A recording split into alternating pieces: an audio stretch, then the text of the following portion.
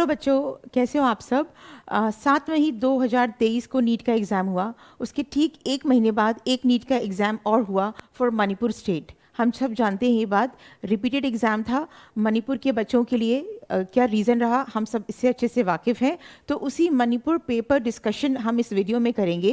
All the 100 questions of biology we start from botany. देखो बच्चों, हर teacher class में ये बात बोलता है कि जितना आप क्वेश्चन प्रैक्टिस कर सकते हो उतना ही अच्छा है आपके लिए नीट एग्ज़ाम के लिए। तो हम कोशिश करेंगे कि हम जितना भी डिस्कशन करें with reference to NCERT. NCERT throughout आप खोल के रखेंगे कि कहाँ कहाँ से क्वेश्चन उठाया है मणिपुर नीट एग्ज़ाम में। एनसीईआरटी क्लास 11वीं क्लास 12वीं दोनों ही अपने पास खोल के रखो और देखो कि कहाँ से क्वेश्चन उठाया है मणिपुर नीट एग्ज़ाम के लिए। चलिए बात करते हैं, पहले बॉटनी डिस्कस करने वाले हैं हम। हमें पता है 50 क्वेश्चन बॉटनी में होंगे, फर्स्ट से लेके 35 तक सेक्शन ए, उसके बाद सेक्शन बी की बात करेंगे। फिलहाल के लिए we start from section A botany part.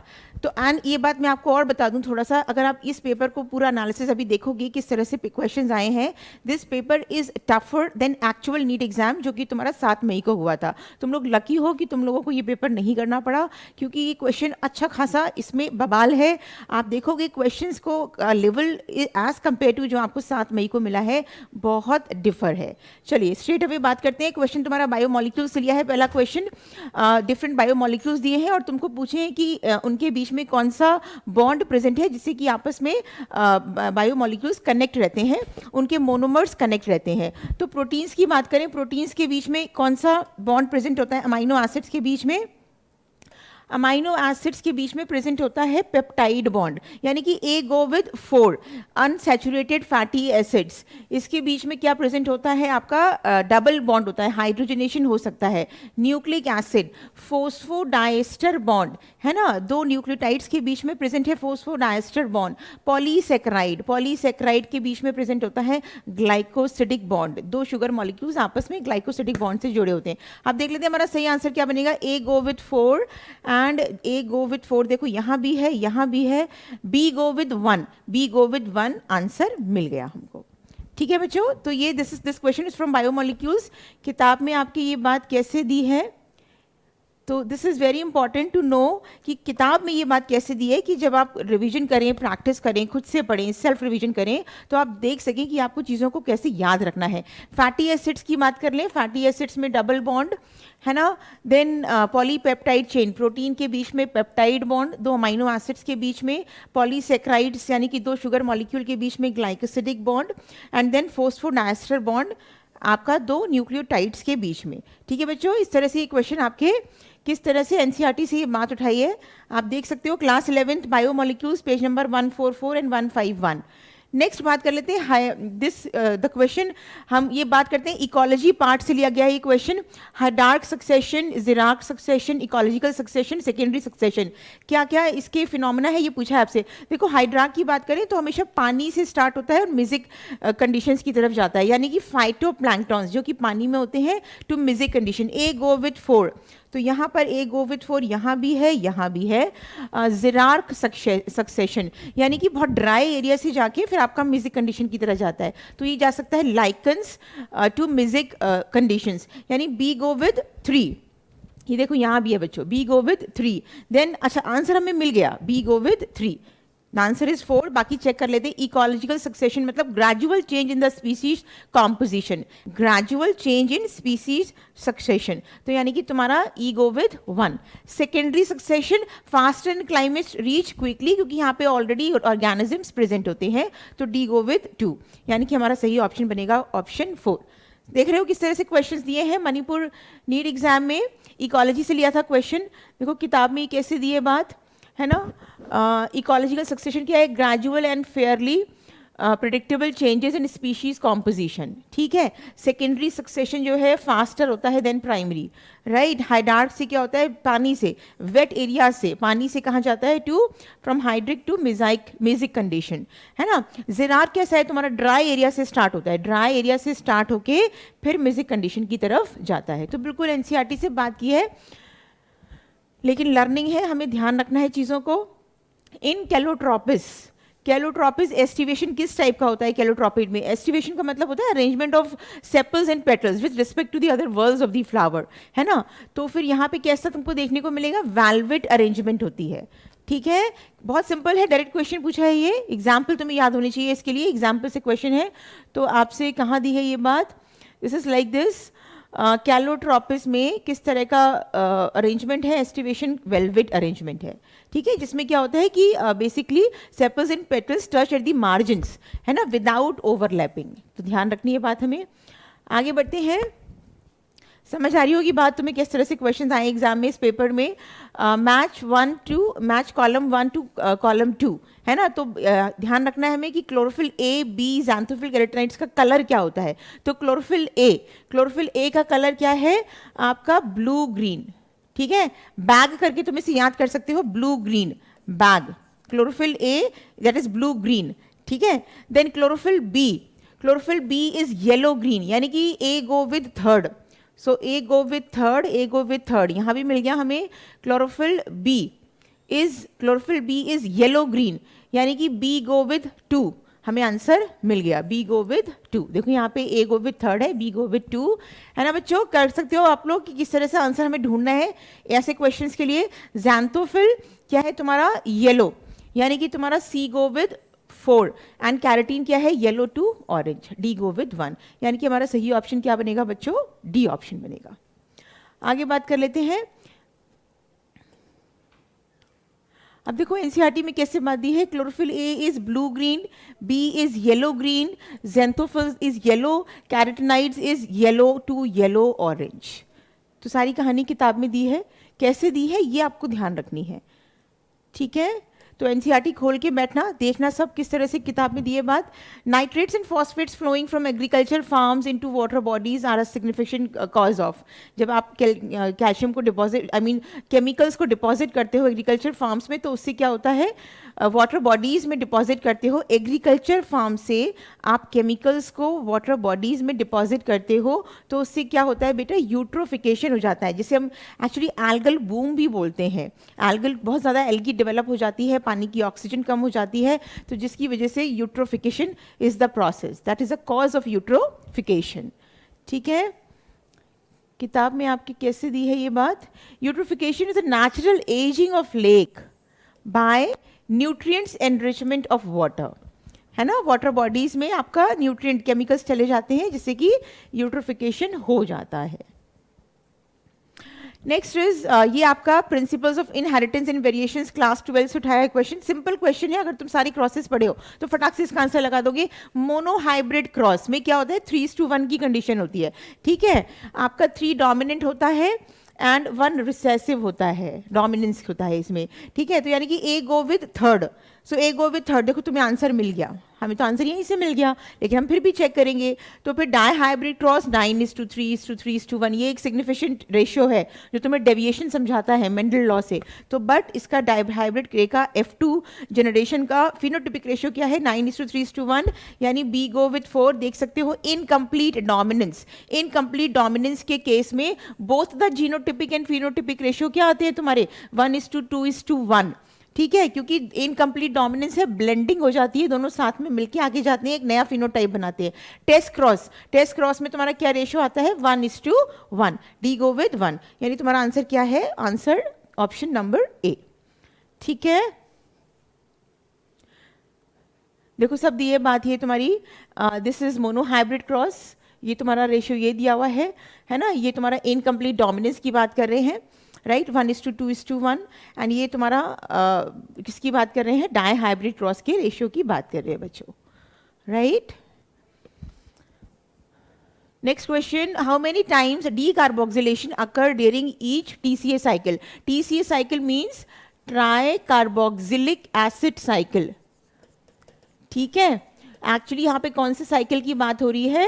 Krebs cycle की बात हो रही है, इसी को हम क्या बोलते हैं? क्रेब्स साइकिल, है ना। सिट्रिक एसिड साइकिल भी बोलते हैं इसको हम, सिट्रिक एसिड साइकिल भी बोलते हैं इसको हम,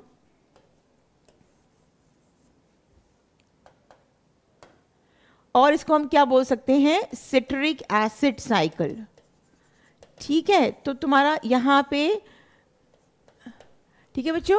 तो बेसिकली इसमें तुमसे पूछा है कि कितनी बार कार्बन मॉलिक्यूल निकलेगा in the form of carbon dioxide, TCA cycle की बात कर रहे हैं। तो अगर तुम पढ़े हो एसिटाइल कोएंजाइम एंटर करता है क्रेब साइकिल में और वहां पे मिलता है उसको ऑक्सलो एसिटिक एसिड, 2 कार्बन 4 कार्बन मिलके बनाते हैं 6 कार्बन, और 6 कार्बन किसका है तुम्हारा, 6 कार्बन किसका है तुम्हारा, सिट्रिक एसिड साइकिल का। 6 कार्बन के बाद तुम्हारा 5 कार्बन कंपाउंड बनता है जो कि तुम्हारा क्या है, अल्फा कीटो ग्लूटारिक एसिड।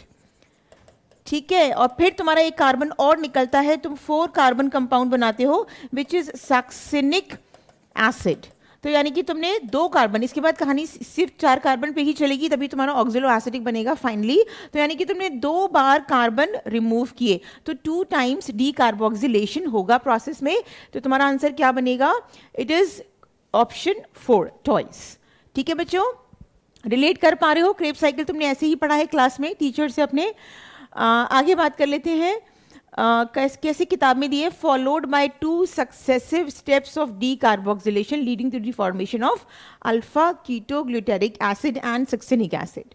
ठीक है बच्चों, चलिए आगे देखते हैं। आई गेस तुम लोग को कहानी समझ आ रही होगी कि किस तरह से क्वेश्चंस आए और कैसे हमें सॉल्व करने हैं, सही आंसर तक पहुंचना है। मैं अगेन एक बात बोल रही हूँ आपको कि प्रैक्टिस जितना क्वेश्चन नंबर करोगे, मणिपुर का पेपर बहुत अच्छा लेवल है इसका एज कम्पेयर टू द तुम्हारा एक्चुअल पेपर हुआ 7 मई को।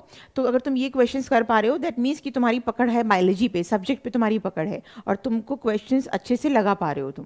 ठीक है, चलिए, डिसोल्यूशन ऑफ साइनोप्टोनिमल कॉम्प्लेक्स अकर, जो साइनोप्टेनिमल कॉम्प्लेक्स बनता है, अगर तुमने पढ़ा है इस तरह से, ये एक साइनोप्टेनिमल कॉम्प्लेक्स बनता है, पास हो जाते हैं, प्रोटीन नेटवर्क जिसे हम बोलते हैं, जिससे कि एक होमोलोगस पेयर साथ में रहेगा so that crossing over possible है। तो ये डिसोल्यूशन, ये कब डिसोल्यूशन होगा कि वापस द 2 क्रोमोसोम्स गेट सेपरेट, ये कब होएगा तुम्हारा, the beginning of diplotene stage. तो मियोसिस 1 पढ़े हो, तो वहाँ पे प्रोफेज 1 में 5 स्टेजेस होती हैं, तो उसमें जो आपका 4th स्टेज है डिप्लोटीन के बाद एक डाइकाइनेसिस और पढ़े हो तुम, तो बिगिनिंग ऑफ डिप्लोटीन स्टेज से क्या होगा, dissolution of synaptonemal complex which is a protein network which held the 2 chromosomes together, 2 homologous pair together. ठीक है बच्चों, नेक्स्ट इज, काफ़ी सारे क्वेश्चंस हैं तो जल्दी जल्दी बात करेंगे। Identify the correct statements regarding mass flow. तो तुमसे क्या पूछा है, करेक्ट की बात पूछी है, सही बात पूछी है, इस चीज़ को जरूर मार्क करते हैं पेपर में। Mass flow is faster than diffusion, mass flow is the result of pressure difference between the 2 and points, different substances involved in mass flow moves at different paces, mass flow can result through either a positive or a negative hydrostatic pressure gradient। तो सही बात क्या है, first वाला क्या है तुम्हारा, true statement, यानी दिस इज करेक्ट। बी वाला क्या है, अगेन ट्रू स्टेटमेंट, सी वाला गलत बात हो गई, राइट। डी वाला इज ऑल्सो ट्रू स्टेटमेंट, यानी कि ए बी डी, कौन सा ऑप्शन है हमारे पास, option 4, a b d is the correct option for this question. देखो साफ साफ से बात दी है, मास फ्लो की बात कर रहे हैं, प्रेशर डिफरेंस बिटवीन 2 पॉइंट्स, एक ऑप्शन ये था तुम्हारा। अनलाइक डिफ्यूजन, डिफ्यूजन में ऐसा होता है कि where different substances moves independently, mass flow में ऐसा नहीं होता with respect to their concentration gradient. ठीक है, it can be achieved through a positive hydrostatic pressure gradient और a negative hydrostatic pressure gradient. तो किताब की लाइंस को थोड़ा सा तोड़ा मोड़ा है और आपको दे दिया है। Doubling of the number of chromosomes can be achieved by disrupting mitotic cell division soon after। किसकी बात कर रहे हैं, देखो समझो क्वेश्चन को, doubling of number of chromosome, तुमने माइटोटिक डिवीजन को डिस्टरप्ट कर दिया है ना, तो कब कौन से स्टेज पे तुम्हारी doubling of number of chromosome can be achieved. Basically किसकी बात कर रहे हैं, पॉलीप्लॉइडी की बात कर रहे हैं, समझ आ रही है बात। तो तुमने कौन से फेज में, मेटाफेज पॉइजन होता है विच इज कोलसिचिन, तो कोलसिचिन देके तुमने मेटाफेज को रोक दिया, तुम्हारा number gets doubled, chromosome number gets doubled. So basically कौन से फेज पे होगा, मेटाफेज फेज पे। ठीक है, नेक्स्ट की बात कर लेते हैं। Statement 1, statement 2, photosynthesis in higher plant class 11th, rubisco is the most abundant enzyme in the world. बिल्कुल ठीक बात है, ट्रू स्टेटमेंट, रिब्यूस्को जो है तुम्हारा ribulose bisphosphate carboxylase oxygenase is the most abundant enzyme in the world. Photorespiration does not occur in C4 plants. This is also true statement. क्यों नहीं होता फोटो रेस्पिरेशन? क्योंकि बेसिकली C3 साइकिल कहाँ चलता है? बंडल शीट सेल में चलता है, राइट. रिब्यूस्को एंजाइम तुम्हारा मेसोफिल सेल्स में प्रेजेंट ही नहीं है. दैट इज वाई आपका फोटो रेस्पिरेशन जो है, क्योंकि आपका rubisco enzyme can behave as carboxylase, carbon को भी ऐड कर सकता है, ऑक्सीजनेस ऑक्सीजन को भी ऐड कर सकता है. तो बेसिकली फोटो रेस्पिरेशन में ऑक्सीजन ही ऐड होता है. क्योंकि रिब्यूस्को एंजाइम तुम्हारा मेसोफिल सेल्स में नहीं प्रेजेंट होता, तो C4 प्लांट्स में तुम्हारा C3 साइकिल कहाँ चलेगा? बंडल शीट सेल्स में, जिससे कि C4 plants avoids the process of photo respiration. सही बात है तुम्हारी. तो आंसर क्या बनेगा? Both the statement. Statement 1 is correct and statement 2 is correct. तुम्हारा ऑप्शन 3 बनेगा बच्चों इसमें. Both the statements are correct. ठीक है. देखो यहाँ दिए बात, बिल्कुल किताब की लाइन डाल दिया उसमें. Most abundant enzyme in C4 plants photo respiration does not occur, right. Next, in river poppet hypothesis, Paul Ehrlich compared the rivers in an airplane too. है ना. तो basically rivets is actually a screw. तो अगर तुमने reverts in airplane to, मतलब तुम्हें बताना है कि एयरप्लेन में जो रिवर्ट्स यानी कि जो स्क्रू, जो पेज प्रेजेंट होते हैं, उसको किससे कंपेयर किया है इन अ पॉपुलेशन. तो किससे कंपेयर किया है? मान लो अगर तुमने एरोप्लेन से पेज निकाल दिए तो एरोप्लेन विल गेट डिस्ट्रॉय, है ना, चलेगा ही नहीं, काम ही नहीं करेगा. तो किससे कंपेयर किया? Species within a genus. तो basically rivets is compare to the species within a genus, right. चलिए आगे बढ़ते हैं.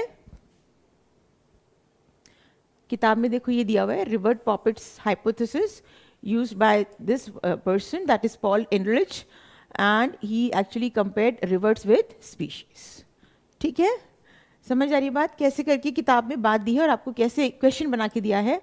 In a pea flower, 5 petals are arranged in a specialized manner with 1 posterior, 2 lateral. 1 posterior कौन सा होता है अगर तुम बता सकते हो? That is standard होता है ना. 2 lateral कौन से होते हैं? विंग्स बोलते हैं उनको हम.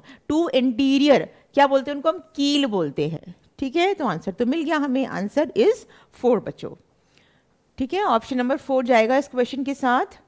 देखो ये बात दी हुई है, largest standard, right, 2 lateral petal जिसे हम विंग्स बोलते हैं, एंड 2 स्मॉलेस्ट इंटीरियर पेटल्स जिसे हम कील बोलते हैं. ठीक है. पी प्लांट की बात हो रही है. चलिए अब बात करते हैं क्वेश्चन नंबर 114 की. In which of the following sets of families the pollen grains are viable for months.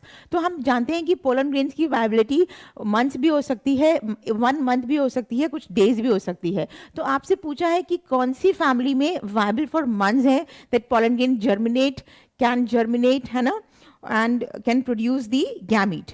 तो इसकी हम बात करेंगे. आपको the options number 4 is Leguminosae, Solanaceae and Rosaceae is the answer. किताब में बिल्कुल साफ साफ ये बात दी है कि इन 3 फैमिलीज में pollen grain की viability is for months. In some members of Rosaceae, Leguminosae, Solanaceae, they maintain viability for months. ठीक है बच्चों. चलिए आगे बढ़ते हैं. Question number 115. Transfer of pollen grain from anther to stigma of the another flower of the same plant. अब देखो एक ही प्लांट की बात की है, तो एक ही प्लांट में 2 फ्लावर हैं, तब क्रॉस पॉलिनेशन हो रहा है क्रॉस पॉलिनेशन ये क्योंकि हम 2 फ्लावर्स की बात कर रहे हैं, लेकिन एक ही प्लांट में है तो genetically they will be similar. तो ऐसी कंडीशन कहाँ पे होती है? गाइटोनोगेमी में, राइट. एनसीईआरटी में कहाँ बात दी है आपके? Page number 12, sexual reproduction in flowering plants, transfer of pollen grains from the anther to the stigma of the another flower of the same plant, gaetonogamy, right. आगे बात कर लेते हैं ट्रांसफर ऑफ pollen grains. ये तो हमने कर लिया.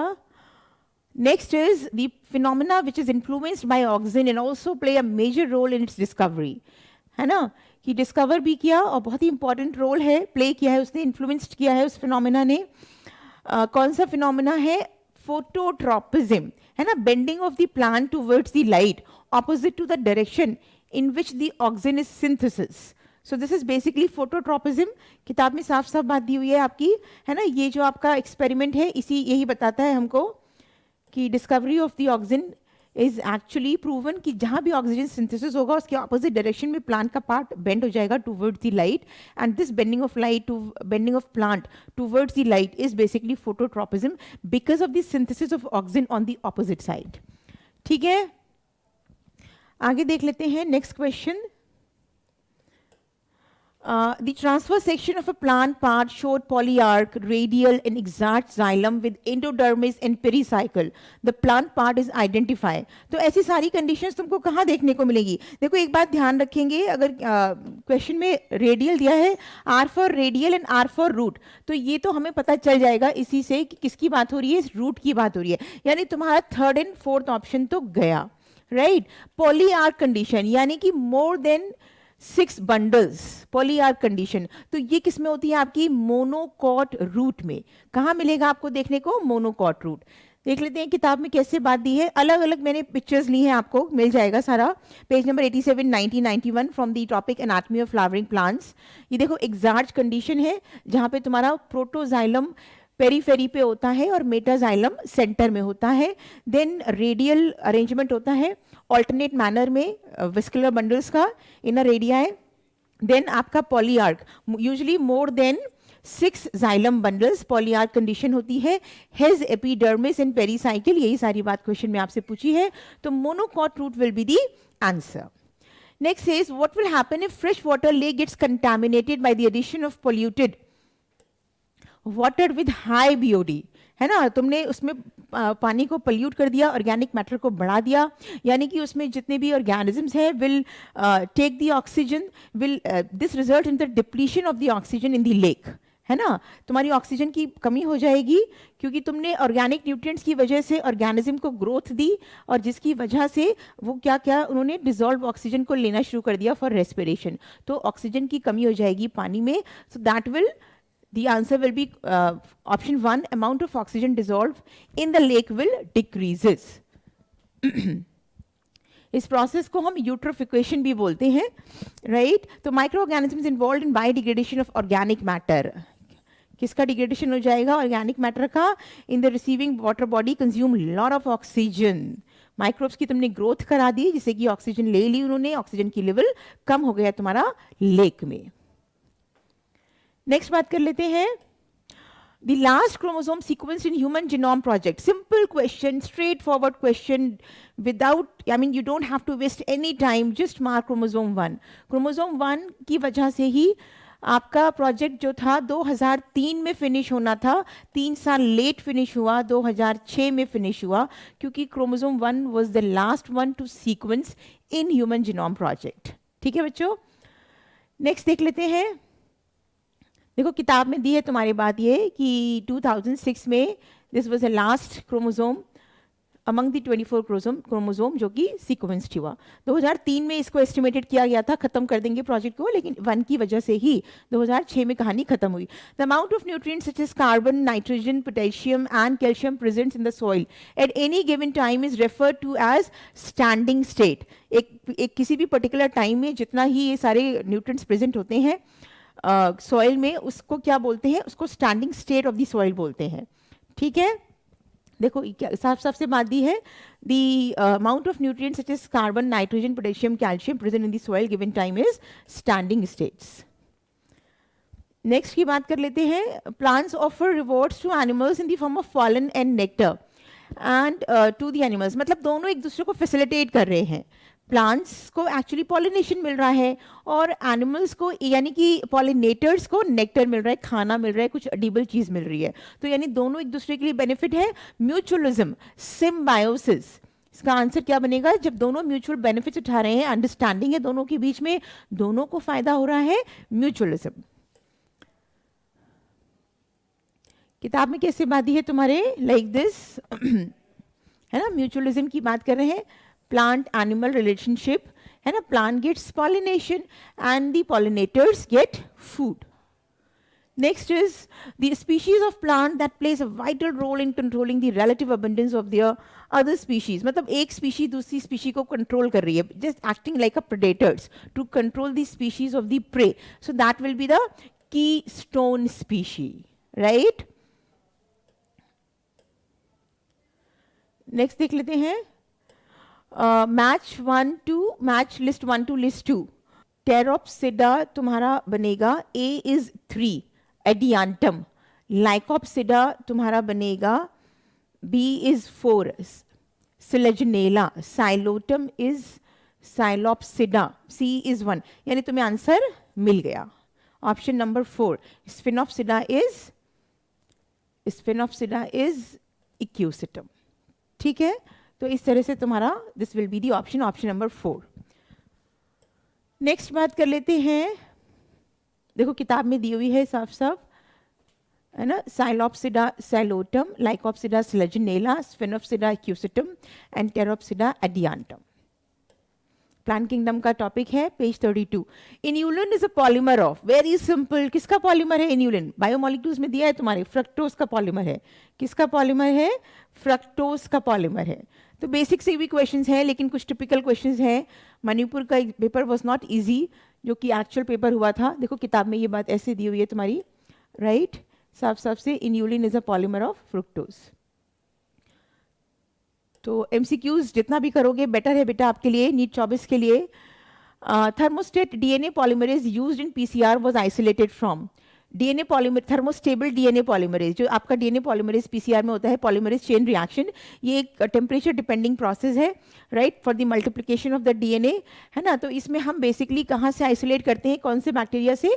Thermos aquaticus. ये एक एक्चुअली आर्की बैक्टीरियन है, थर्मो एसिडोफिल है, हाई टेम्परेचर को मेंटेन करता है। इस वजह से, क्योंकि इस रिएक्शन में भी हमें ऐसा एंजाइम चाहिए जो कि हाई टेम्परेचर को बेयर कर सके, दैट इज वाई ये एंजाइम हमने इसी बैक्टीरिया से एक्सट्रैक्ट करके पीसीआर में यूज किया है।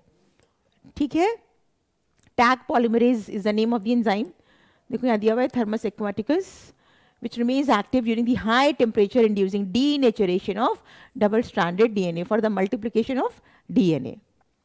Next says, name the component that binds to the operator region of the operon and prevents the RNA polymerase from transcribing operon. Lac operon की बात की है बच्चों क्वेश्चन में। लैक ओपरॉन में तुम पढ़े हो, फॉर लैक्टोज मेटाबॉलिज्म के लिए बात करते हैं। तो वहां पे मैं इसको ऐसे याद कराती हूँ बच्चों को, पिपोजया, है ना, PIPOZYA। ये तुम्हारा क्या हो गया? स्ट्रक्चरल जीन हो गया, राइट। और ये तुम्हारा दिस इज प्रमोटर, जहां पे कि आके तुम्हारा आरएनए पॉलीमरेज बाइंड करेगा। This is also promoter, this is actually inhibitor. Why we are calling inhibitor? Because this gene is going to, when this gene express, it forms repressor protein, right? And इस repressor protein को बहुत ज़्यादा प्यार है किससे? इस operator से। यहाँ जाके बाइंड हो जाएगा, कि आरएनए पॉलीमरेज पहले यहाँ बाइंड हुआ, इसने इस जीन को एक्सप्रेस किया, रिप्रेसर प्रोटीन बना दिया। अब ये तुम्हारा repressor protein will comes and bind with this promoter, with this operator side, जिससे कि तुम्हारा आरएनए पॉलीमरेज आगे स्लाइड नहीं कर पाएगा, जिसकी वजह से तुम्हारे ये स्ट्रक्चरल जीन्स एक्सप्रेस नहीं होंगे और तुम्हारा ये ओपरॉन ऑफ मोड में रहेगा। तो आंसर क्या बनेगा तुम्हारा? Repressor protein. ठीक है बच्चों, तो मॉलिकुलर बेसिस से बात की थी, the repressor protein binds to the operator region, है ना। तो RNA polymerase could not slide and that is why the expression of the structural gene will stop. Heterozygous plant with violet flowers, heterozygous की बात की है ना, तो एक कैपिटल बी बना लेते हैं, एक स्मॉल बी बना लेते हैं, वर cross with the homozygous pea plant. बच्चे रिसेसिव, होमोजाइगस रिसेसिव की बात कर रहे हैं, तो फिर एक्चुअली वायलेट इज डोमिनेंट है तुम्हारा और वाइट रिसेसिव है ना।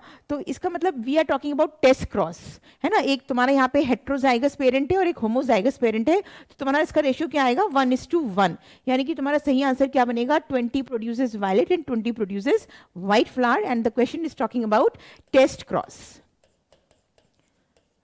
ठीक है, चलिए आगे देख लेते हैं।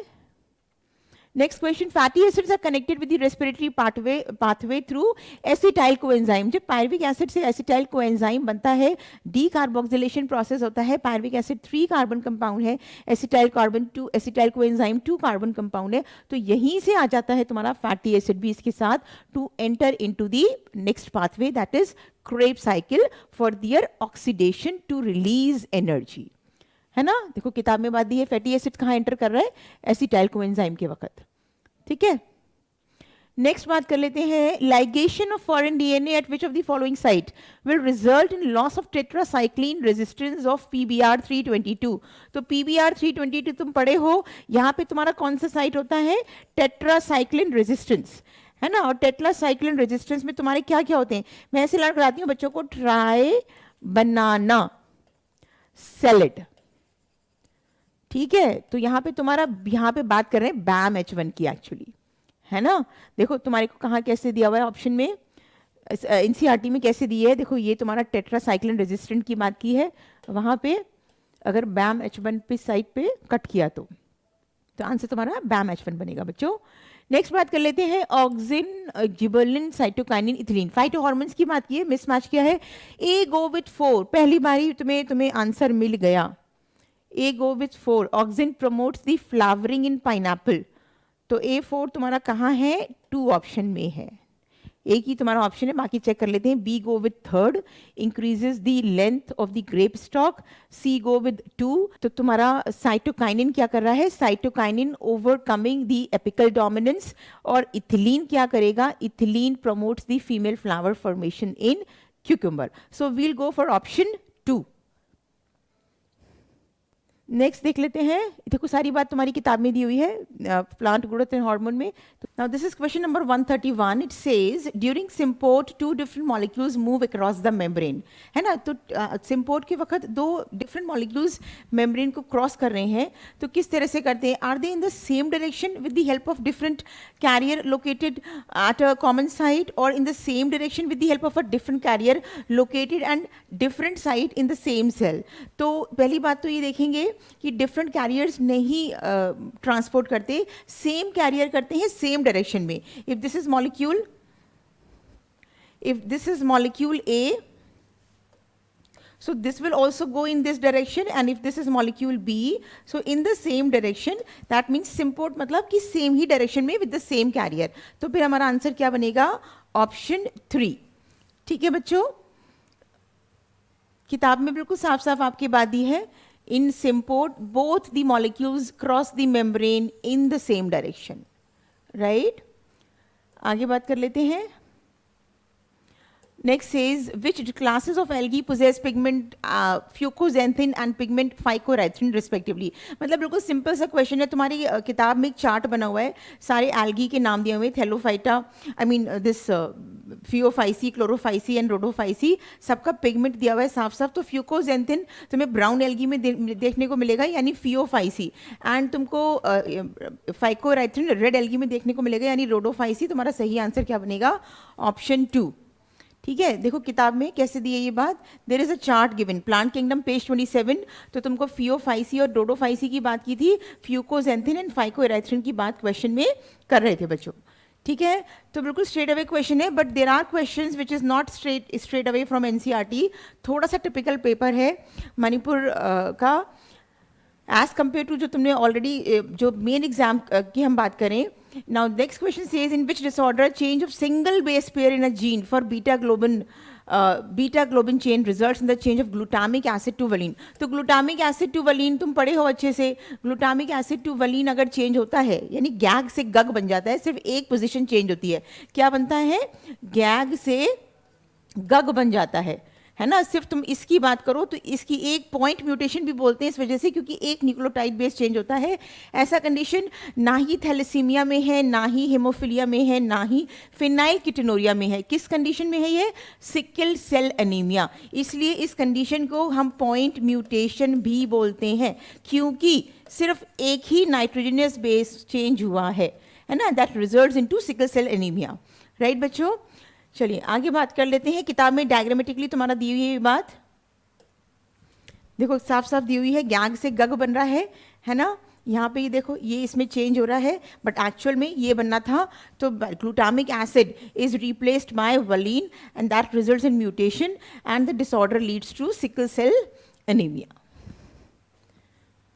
Next is for chemical defence against herbivores calotropis. डर एक किताब की लाइन है, साफ साफ से किताब में बात दी है कि हर्बीवोर्स के अगेंस्ट प्लांट कौन सा टॉक्सिन बनाता है, तो कौन सा बनाता है, कार्डियक ग्लाइकोसाइड्स, है ना। तभी तुम देखो कैलोट्रोपिस प्लांट के पास जनरली कैटल्स तुमको नहीं नजर आएंगे, क्योंकि एक तरह का टॉक्सिन प्रोड्यूस करता है कैलोट्रोपिस प्लांट। क्या लिखा है, calotropis growing in abundant fields the plant produces highly poisonous cardiac glycosides, that is why you never see the cattle grazing surrounds this plant. ठीक है। Next is consider the following tissues in the stellar region of the stem showing secondary growth. तो अब तुमको ये sequence में बनाना है from pith to cortex, है ना। तो यानी कि तुम्हें इनर से आउटर की बात कर रहे हैं, तो सबसे पहले प्राइमरी जाइलम बनेगी, फिर secondary xylem, primary phloem and secondary phloem. बिल्कुल सीक्वेंस में ही बात दी है, from the inner to outer, ABCD is the answer. ठीक है, किताब में आपके डायग्रामेटिकली सारी बात दी है। तो यहाँ पे ये क्वेश्चन नंबर आपको पेज नंबर 95 के बाद की है, एनाटॉमी ऑफ फ्लावरिंग प्लांट्स की बात कर रहे हैं। चलिए, so that was the section A of the NEET Manipur exam, जो कि दोबारा कराया गया मणिपुर स्टूडेंट्स के लिए। तो section A has 1 to 35 question. Next की हम बात करते हैं कि अब ये 15 क्वेश्चन हमें कहाँ देखने को मिलेंगे, सेक्शन बी में, जिसमें आपको चॉइस मिलती है out of 15 you can go for 10 question. ठीक है बच्चों, चलिए नेक्स्ट देख लेते हैं। Which of the following mineral ion is not remobilized in plants? कौन सा वाला मिनरल आइन रीमोबिलाइज नहीं होता प्लांट्स में, है ना। तो कनुप्रिया ने मोबाइल यूज किया, KNP, राइट। तो K is potassium, N is nitrogen and P is for phosphorus. क्या बचा, मोबाइल कौन सी हो गई तुम्हारी, KNP। बचा कौन सा तुम्हारा, कैल्शियम। तो this is not remobilized, this is calcium, the answer is calcium बच्चों। ठीक है, किताब में दी है बात कैसे, किस तरीके से some of the elements that are structural components, है ना, मिडिल लेमिला में प्रेजेंट होता है। कैल्शियम पैक्टेट स्ट्रक्चरल कंपोनेंट है, जिसकी वजह से दे आर नॉट रीमोबिलाइज्ड। ठीक है, okay, which of the following statements is incorrect, यानी तुम्हें गलत बात बतानी है। क्या बात बतानी है तुमको, गलत बात बतानी है कि जो इनकरेक्ट स्टेटमेंट है। ग्राना lamellae have both PS1 and PS2, सही बात है। ग्राना लेमिले यानी कि थाइलोकॉइड्स की बात कर रहे हैं, दोनों होते हैं PS1 PS2। Cyclic phosphorylation involves PS1 and PS2। तुम लोग बताओ, इज इट करेक्ट। साइक्लिक में क्या दोनों इन्वॉल्व होते हैं, PS1 और PS2? नो, दोनों इन्वॉल्व नहीं होते। यही तुम्हारा आंसर है एक्चुअली, क्योंकि इनकरेक्ट स्टेटमेंट है, सिर्फ PS1 इन्वॉल्व होता है। ठीक है, both ATP and NADP H+ ions are synthesised during non cyclic photophosphorylation, ठीक बात है ना। ADP बनता है, NADP बनता है, H+ बनता है। Stroma lamellae lakhs PS2 and NADP reductase enzyme, ये भी ठीक बात है। तो तुम्हारा इनकरेक्ट आंसर क्या है, साइक्लिक फोस्फोराइलेशन सिर्फ PS1 इन्वॉल्व होता है, और तुम्हारी इस क्वेश्चन में PS2 की भी बात की है। ठीक है, देखो किताब की लाइंस बिल्कुल उठाई हैं। तो साइक्लिक में हमारा, तुम देख सकते हो डायग्राम में ही सिर्फ PS1 इन्वॉल्व है। ये तुम्हारा साइक्लिक की बात कर रहे हैं, इसमें सिर्फ PS1 इन्वॉल्व है, PS2 इन्वॉल्व नहीं होता।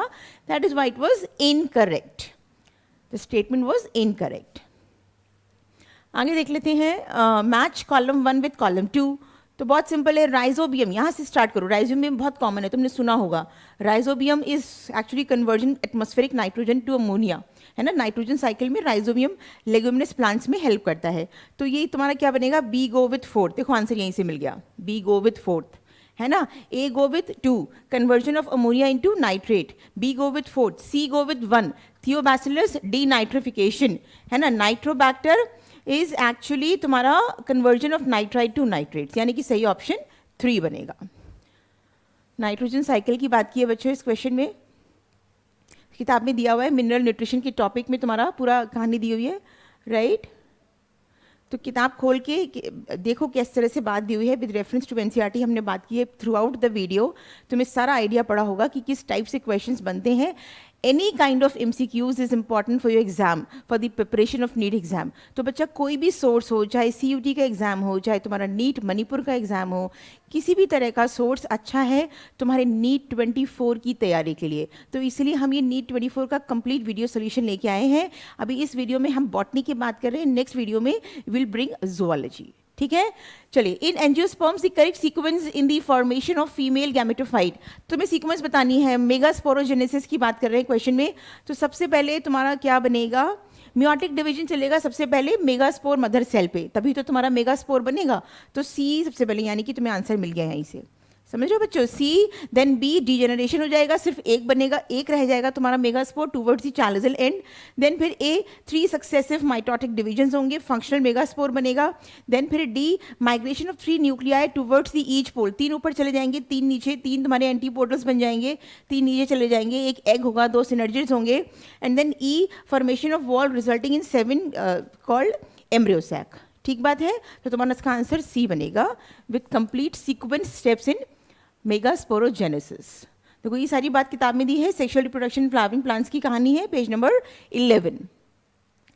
आगे बात कर लेते हैं, विच of the following statement is true, सही बात बतानी है। तो सही बात तो पहली स्टेटमेंट से मिल गई, all pteridophytes exhibit haplodiplontic pattern. Seed bearing तो स्पोरोफाइट होते हैं, हैप्लॉन्टिक की बात नहीं करेंगे। Most algae diplontic, algae single cell haplontic होती है, हैप्लॉन्टिक लाइफ साइकिल शो करती है, डिप्लॉन्टिक नहीं करेगी। Most bryophytes do not have haplodiplontic life cycle, ये भी गलत बात है, तुमसे ट्रू की बात की थी, तो true statement means all pteridophytes exhibit haplodiplontic pattern.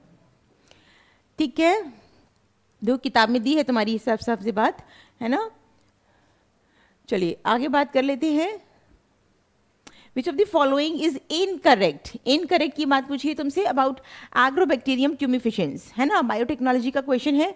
It is used to deliver the gene of interest in both prokaryotic cell. Prokaryotic cell में करता है transfer gene of interest, no, it is only made for the eukaryotic cell. तो तुमसे incorrect बात पूछी थी, answer तुम्हें यहीं से मिल गया। Second says Ti plasmid from Agrobacterium tumefaciens used for gene transfer is not pathogenic. Yes, pathogenic नहीं होता, ये बात ठीक है, this is correct, but this is not your answer because the answer is asking for the incorrect. Question is asking for the incorrect. It transforms normal plants into tumor cells, ये बात ठीक है। Delivers tDNA into plant cell, ये बात ठीक है। तो incorrect is this, क्योंकि यहाँ पे prokaryote बात कर ली गई, it is only made for the eukaryotic cell। ठीक है बच्चों, है ना। आगे बात कर लेते हैं, consider the following plant tissue। following plant tissue दिए हैं और तुमको lateral meristem पूछा है कि कौन कौन सा lateral meristem का पार्ट है। तो एक्सिलरी बर्ड्स लेटरल मेरिस्टम का पार्ट होता है, नो, तो ये तुम्हारा आंसर नहीं बनेगा। Fascicular vascular cambium, interfascicular, 2 fascicular के बीच की कैम्बियम, कॉर्ड कैम्बियम, है ना, इंटर कैलरी नहीं बनेगी। B C D is the answer, तो तुम्हारा ऑप्शन क्या जाएगा, 2 जाएगा ऑप्शन। किताब में बिल्कुल एक लाइन दी है, उसमें तुम्हारे साफ साफ ये बात दी है, देखो, vascular cambium, intrafascicular cambium and cork cambium are the examples of lateral meristem, साफ साफ से बात दी है। ठीक है, anatomy of flowering plants page number 85 मिल जाएगा आपको। Now match the list 1 to list 2। अभी कॉलम वाइज क्वेश्चन ना भर के आए हैं, एक्चुअल नीट एग्जाम जो हुआ था उसमें भी आए, नीटपुर में भी अच्छे खासे आए हैं, तो हमें याद रखने की क्वेश्चन बहुत इंपॉर्टेंट होते हैं नीट एग्जाम के लिए। तो क्ला 1 से स्टार्ट करते हैं। क्ला 1 क्या है, तुम्हारी रिस्ट्रिक्शन साइट। क्ला 1 क्या है, तुम्हारी रिस्ट्रिक्शन साइट, यानी बी गो विथ 1, है ना। तो Cla 1 is the restriction site, B go with 1। Disarmed retrovirus deliver genes into animal cells, retroviruses deliver gene into animal cells. C go with 1 and B go with 3, है ना। तो यानी कि ये अभी ये भी ऑप्शन हो सकता है तुम्हारा और ये भी ऑप्शन हो सकता है, right. Then kanamycin is actually antibiotic, तुम्हारा बनेगा kanamycin is selectable marker, kanamycin R gene is antibiotic resistance. तो तुम्हारा आंसर सही क्या बनेगा, ए बनेगा। So this is biotechnology question. किताब में सारे रेजिस्ट्रेशन साइट्स की बात दी हुई है, बायोटेक्नोलॉजी प्रिंसिपल से उठाइए क्वेश्चन। ठीक है, आगे देख लेते हैं।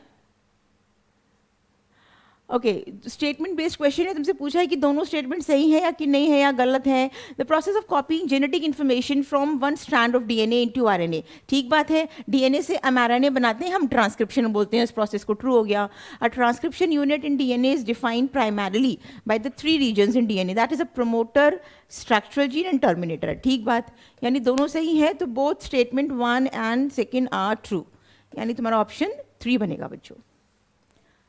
तो वाइजली हमें ऐसे क्वेश्चंस को करना चाहिए। देखो किताब में दी हुई है बात, डीएनए से आरएनए हम बना रहे हैं, ट्रांसक्रिप्शन हो गया तुम्हारा, और ये तीनों कंपोनेंट्स आदि transcription unit. Next is which scientist conducting experiment, मतलब इससे सिंपल क्वेश्चन क्या हो सकता है कि कौन से साइंटिस्ट ने फॉस्फोरस 32 सल्फर 35 लिया to prove that DNA is a genetic material, Hershey's and Chase, है ना। ये तो बहुत ही सिंपल क्वेश्चन, डायरेक्ट क्वेश्चन पूछा था, लेकिन देखो डिस्कवरीज पे क्वेश्चन आए हुए हैं। बॉटनी वाले पार्ट में हर एग्जाम में नीट के डिस्कवरीज एंड डेट्स पे क्वेश्चन आते हैं, तो हमें प्लीज इसको याद करके रखनी है बात, ठीक है। Next says a certain plant homozygous for yellow seeds and red flowers was crossed with plant homozygous for green seeds and white flowers. Dihybrid cross की बात कर रहे हैं तुमसे, है ना, येलो एंड रेड की बात कर रहे हैं। If they crossed with homozygous green and white flowers, ये बात की है तुमसे, right. F1 had yellow seeds and pink flowers, तो इसकी तो डोमिनेंसी है, लेकिन ये तुम्हारे को क्या, ये तुम्हारा बेसिकली क्या आ रहा है, इस तरह से कंडीशन आएगी, तो तुम्हारी ये येलो होगी कंडीशन, और ये instead of red pink condition होगी। फिर तुम इसको सेल्फ कराओगे तो तुमसे F2 का जनरेशन का कितना फिनोटाइप ये पूछा है तुमसे, है ना। जब तुम नॉर्मल डाइहाइब्रिड क्रॉस करते हो, देखो यहाँ पे इनकम्प्लीट डोमिनेंस का केस है, क्योंकि हम जब रेड एंड व्हाइट को मिक्स कर रहे हैं तो instead of read it is showing white, it is showing pink Radha. Question में दिया हुआ है ना, पिंक फ्लावर्स प्रोड्यूस हो रहे हैं, यानी कि इनकम्प्लीट डोमिनेंस का केस है। तो तुम्हारा रेशियो वो नहीं आएगा जो F2 जनरेशन में डाइहाइब्रिड क्रॉस में मेंडल को फॉलो करते हुए आता है, विच इज 9:3:1। यहाँ पे तुम्हारे दो फिनोटाइप बढ़ जाएंगे और तुम्हारा आंसर क्या हो जाएगा, 6 हो जाएगा। तो तुम्हारा आंसर इसका 4 बनेगा। जब तुम सेल्फिंग कराओगे F1 की फॉर F2, तो तुम्हारा आंसर क्या बन जाएगा बच्चों, 6 फिनोटाइप आएंगे इंस्टेड ऑफ 4, ठीक है। आगे बात कर लेते हैं, during which stages of mitosis and meiosis respectively does the centromere of each chromosome split. तो मेटाफेज पे आके तो इक्वेटोरियल प्लेट पे आते हैं, उसके बाद तुम्हारा जो होता है सेंट्रोमियर स्प्लिट करता है, जिससे कि क्रोमोसोम सेपरेट हो जाते हैं, है ना। तो बेसिकली मेटाफेज के बाद कौन सी फेज होती है, एनाफेज। माइटोसिस पे एनाफेज करेंगे और मियोसिस पे एनाफेज 2 कर देंगे, ठीक है। So answer is 4। तो किताब में दी है साफ साफ ये बात, है ना। चलिए आगे बढ़ते हैं। सेल डिवीजन का क्वेश्चन था, which is the following statement is not correct, यानी कि तुमसे इनकरेक्ट की बात की है। Phase of cell elongation of plant cell is characterized by increased vacuolation, ठीक बात है, ये तो बिल्कुल, तो ये हमारा आंसर नहीं बनेगा, दिस इज ट्रू स्टेटमेंट, है ना। Cells in the meristem phase of the growth exhibit abundance plasmodesmatal connections, this is also true. Plant growth is generally determinate नहीं होती, इनडिटर्मिनेट होती है, चलती रहती है। प्लांट ग्रोथ इज इनडिटर्मिनेट, कभी प्लांट की ग्रोथ नहीं रुकती है। प्लांट ग्रोथ इज मेजरेबल, ये भी बात सही है, यानी कि तुम्हारा ये स्टेटमेंट फॉल्स हो गया। तो तुम्हारा ऑप्शन क्या बन गया, 3rd बन गया, क्योंकि इनकरेक्ट की बात की है क्वेश्चन में, ठीक है। देखो साफ साफ दी है बात, ये ग्रोथ इज मेजरेबल, लेकिन उसका generally it is plant growth is indeterminate, measurable है लेकिन इनडिटर्मिनेट है, चलती रहेगी ग्रोथ। प्लांट हम मर जाएंगे लेकिन प्लांट रह जाएंगे, ठीक है। चलिए आगे बात कर लेते हैं लिस्ट 1 टू लिस्ट 2। तो तुमको ये मॉर्फोलॉजी से बात की है, कौन सा किस तरह की कंडीशन शो करता है कौन सा प्लांट। तो ज़ाइगोमॉर्फिक यानी कि bilateral symmetry, it occurs in केसिया। एक बात करें तो एक इसके साथ जाएगा बच्चों, केसिया के साथ, ठीक है। ए गो विथ केसिया, ए इज 3rd, आंसर मिल गया। बाकी चेक कर लो, आंसर तुम्हारा यही होगा बच्चों, ठीक है। नेक्स्ट इज तुम्हारी बात की है selection, statement 1 and statement 2। The process of translocation through phloem is unidirectional. Phloem क्या करता है, फूड को ट्रांसपोर्ट करता है, ट्रांसलोकेट करता है। तो यूनिडायरेक्शनल नहीं होता, उसका बाय डायरेक्शनल होता है ना। But through xylem it is by directional, उल्टी बात कर दी है, it's given opposite. Xylem is actually sucking water from the roots of the plant and reaching it to the topmost part of the plant. Unidirectional है, पानी तो plant soils root से ही absorb करेगा, तो रूट्स आपकी ज़मीन के अंदर है, यानी कि एक ही तरफ से डायरेक्शन मूव करेगा। तो ये गलत बात हो गई आपकी, दिस इज फॉल्स स्टेटमेंट, है ना। Next is the most readily mobilized elements are phosphorus, sulfur, nitrogen, potassium. This is true statement, यानी statement 1 is incorrect and 2 is correct. So we'll go for option 2, ठीक है।